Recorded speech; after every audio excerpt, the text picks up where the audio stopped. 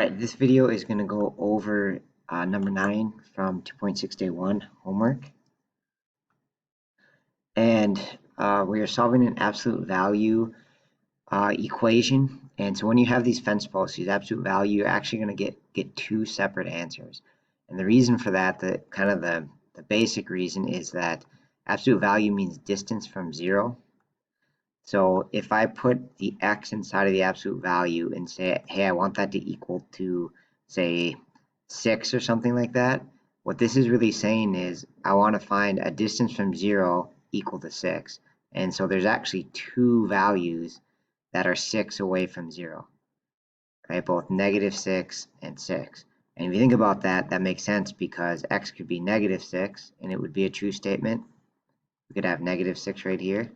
But we could also have 6, right? If you look at the absolute value of 6, that is also equal to 6. So the absolute value of x of something has to be 6, so that something could either be -6 or 6. So on all of these questions, at some point, we're going to split, right? So if we go to our actual question, the deal is we want to get the fence post alone and then split into plus or minus whatever is on the other side of the equal sign.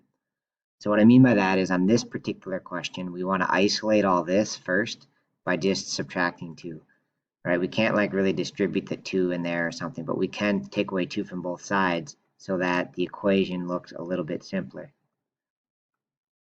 So now we have 5 on this side. Sorry for the bad handwriting.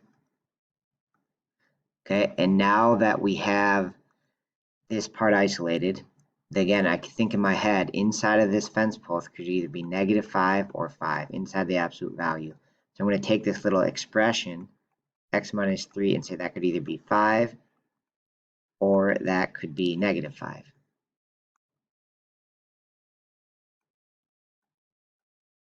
All right, and then to solve this, add 3. So one of our answers is 8, and then add 3. And this one, other answer is -2.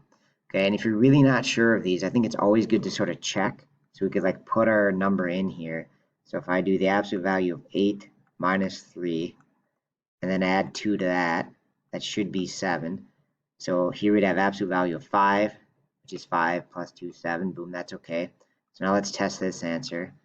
-2 minus 3, I'm just putting it in for x right here, plus 2 equals 7.